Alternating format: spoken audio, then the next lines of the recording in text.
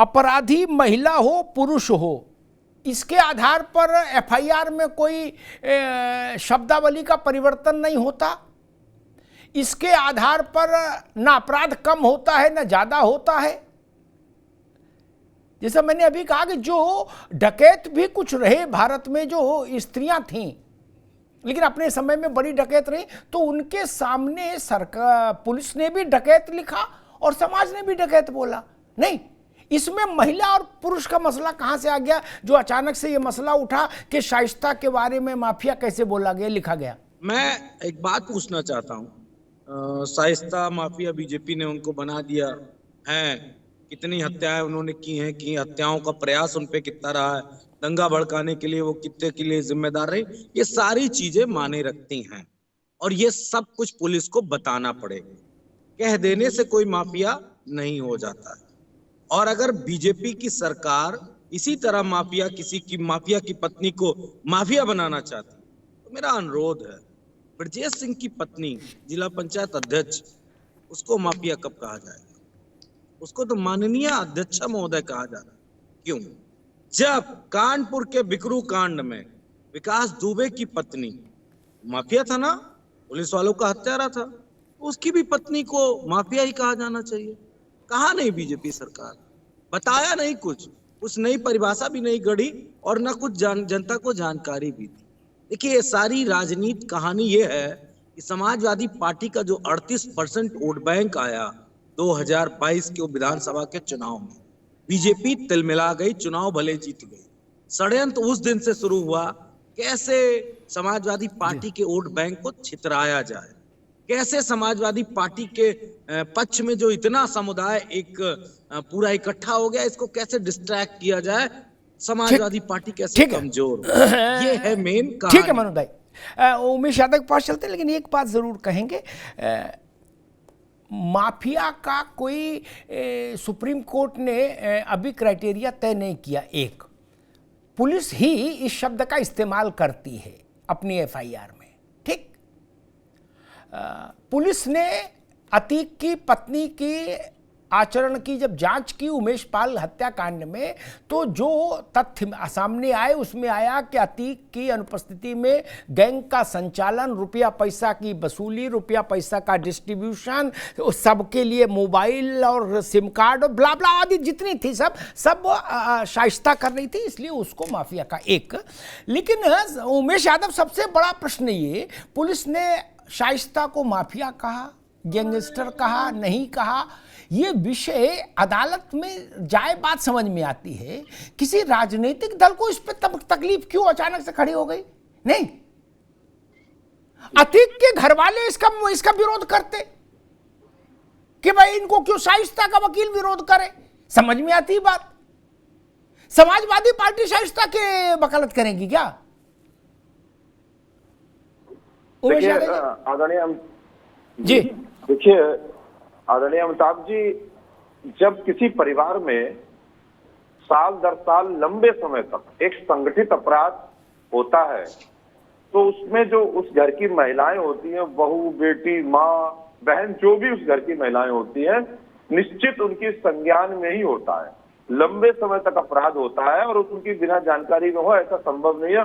अपने भाई बहन पति के कृत्यों को वो निश्चित ही जानती होंगी, और जब आप उसको जान रहे हैं तो या तो और आप उसका विरोध नहीं करते हैं तो एक तरीके का मूक समर्थन माना जाएगा।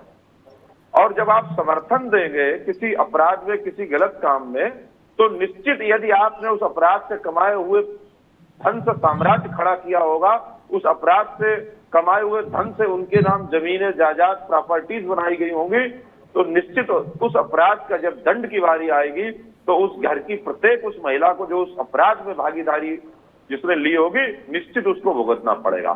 देखिए, किसी भी घर की कोई भी महिला यदि अपने घर के मुखिया का, पुरुष का अपने घर के अपराध में साथ देती है तो उसका समर्थन माना जाएगा, और समर्थन नहीं माना जाता है तो उसका विरोध करे।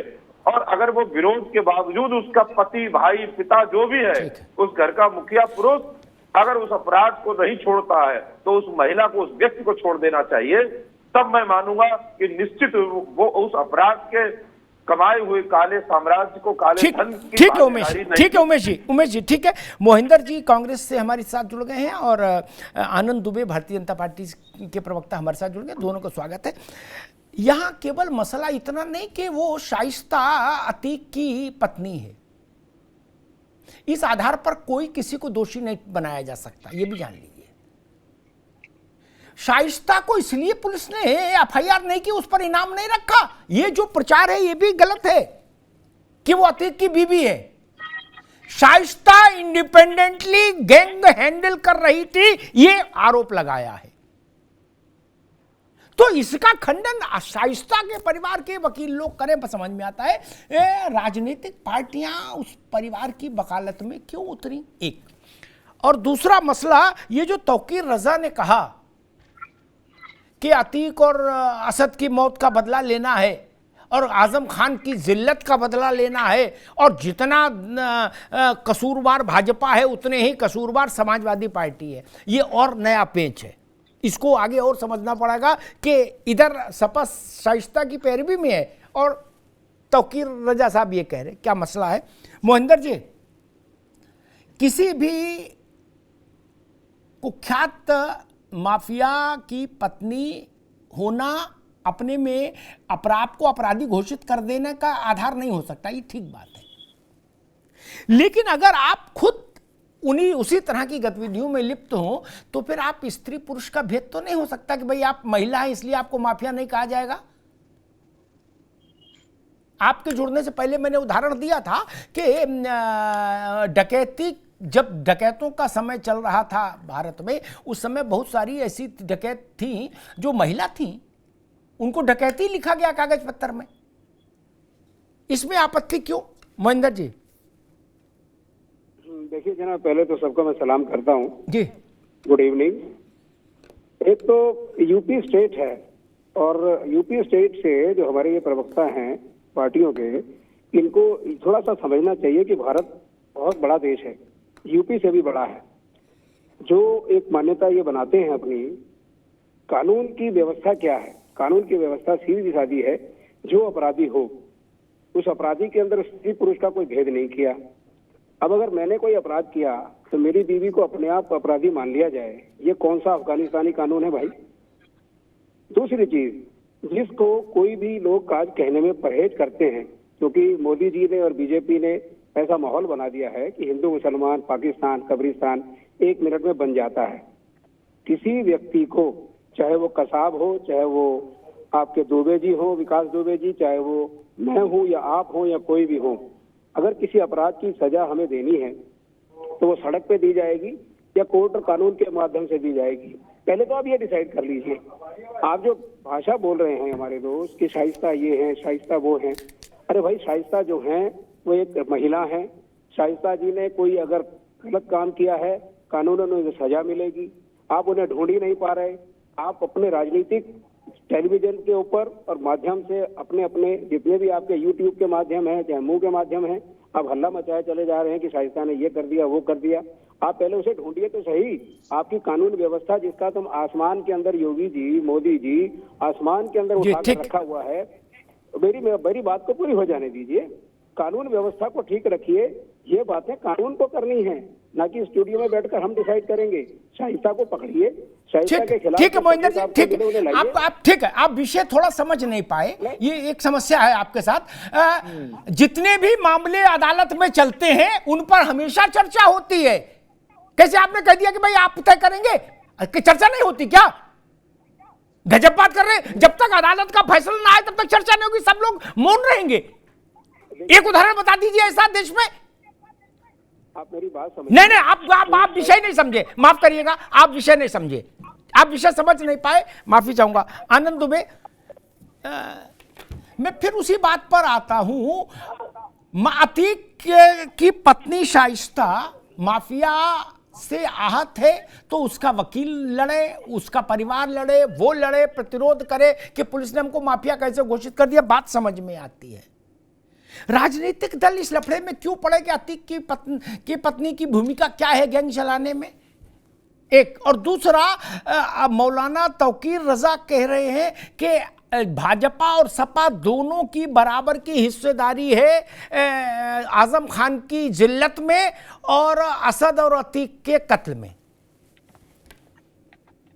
देखिए अमिताभ जी, माफियाओं पर मेहरबानी यही है समाजघात की निशानी। तो समाजवादी पार्टी तो हमेशा से माफियाओं का समर्थन करती रही है, समाज हमेशा से उनका पालन पोषण करती रही है। आपको याद होगा कि जब माननीय मुख्यमंत्री जी ने विधानसभा में कहा कि माफिया को मिट्टी में, अरे दामाद तुम्हारे होंगे भाई मनोज, है क्या दामाद तुम्हारे होंगे। अब ब्रजभूषण शरण भी दामाद है क्या तेरे? बीजेपी के दामाद हैं क्या? अभी आवाज बंद करिए मनोज यादव की आवाज बंद करिए, केवल अभी बीजेपी की आवाज। मनोज जब बोल रहे थे कोई नहीं बोल रहा, ये सब नहीं चलेगा मेरी बहस में। नो अभी बंद करिए आवाज, केवल आनंद दुबे जी। अभी आवाज बंद करिए मनोज दुबे की, मनोज यादव की आवाज बंद करिए, आनंद दुबे की बात आएगी जी। अंग्रेजी मत बोलना टीवी पे, अरे छापोगे तुम अंग्रेजी ना बोलना, तुम्हारे अभी केवल आनंद दुबे की आवाज। अभी रुकिए आनंद, अपनी बात कहिए भैया। तुम्हारे को अच्छी तरह से जानता हूँ, अतीक अहमद के टुकड़े पर पलने वाले, लाल टोपी लगाकर घूमने वाले, अतीक अहमद के कुत्तों से हाथ मिलाने वाले सपाइयों, बात करते हो यहां बैठ के टीवी पे, गुंडे कहीं के, और शांति से डिबेट करो यहां बैठ के, सारी हेकड़ी निकल जाएगी। ठीक है आनंद जी, आप अपनी बात कहो, वो उनकी आवाज नहीं आ रही, आप अपनी बात कहो, उनकी आवाज नहीं। अब मैं बता, देखिए ये समाजवादी माननीय मुख्यमंत्री जी ने जब सदन में कहा माफिया को मिट्टी में मिला दूंगा, तो अखिलेश यादव खड़े हुए, उन्होंने कहा ये कैसी भाषा का आप इस्तेमाल कर रहे हैं भाई, माफिया को मिट्टी में मिलाने की बात हो रही थी, किसी और को नहीं बोल रही थी। उस पर भी अखिलेश यादव जी ने प्रतिरोध जताया। शिवपाल जी ने कहा कि ये माफिया तो मीडिया ने बना दिया है। अतीक अहमद तो बहुत लोकप्रिय थे, कई बार विधायक सांसद बने। इसके अलावा शफीकुर रहमान बर्क जी का बयान लोग माफियाओं का समर्थन करते हैं, इनके बयान से आपको स्पष्ट हो जाएगा। और जहां तक बात रही शाइस्ता की, जो महिला हत्या कराने के लिए पैसे का मैनेजमेंट कर रही हो, शूटर्स को पैसे बांट रही हो, लगातार अपनी लोकेशन बदल रही है, इनाम घोषित होने के बावजूद सरेंडर नहीं कर रही है, ऐसी महिला को अगर पुलिस अपने शब्द में है तो इसमें क्या गलत है भाई? क्यों आपको छाती पट रही है? इसमें क्यों आपको तकलीफ हो रही है? आप मुझे बताइए। लेकिन ये आदत है कि इनको लगता है कि अतीक अहमद का समर्थन करेंगे, ये समाजवादी ये गुंडे माफियाओं का समर्थन करेंगे तो इनको मुसलमानों का वोट मिल जाएगा। इनका भ्रम है। ये बार बार अल्पसंख्यकों को धर्म के आधार पर तुष्टीकरण करके गुंडे माफियाओं से जोड़ के उनको भी अपमानित करने का काम समाजवादी पार्टी करती रही है। और यही वजह है कि जब गुंडे तो छोड़ दीजिए, आतंकवादियों के मुकदमे वापस लेने के लिए इलाहाबाद हाईकोर्ट ने इस पर टिप्पणी नहीं की कि आप उन आतंकवादियों के मुकदमे वापस लेना चाहते हैं जो बनारस में बम विस्फोट में शामिल है, रामपुर ग्रुप सेंटर में बम विस्फोट में शामिल है। और इलाहाबाद हाईकोर्ट की टिप्पणी थी कि ऐसे अगर आपका बस चले तो आप इन आतंकवादियों को पद्मश्री और पद्म विभूषण दे देंगे। ये हमारी टिप्पणी नहीं है, इलाहाबाद हाईकोर्ट की टिप्पणी है। तो आप तुष्टीकरण में इतने मशगूल हो गए हैं कि आपको आतंकवादी में फर्क नहीं समझ में आ रहा है, आपको गुंडे माफियाओं में फर्क नहीं समझ में आ रहा है। भाई राजनीति करिए, लेकिन इन गुंडे माफियाओं की क्यों कर रहे हैं? ठीक,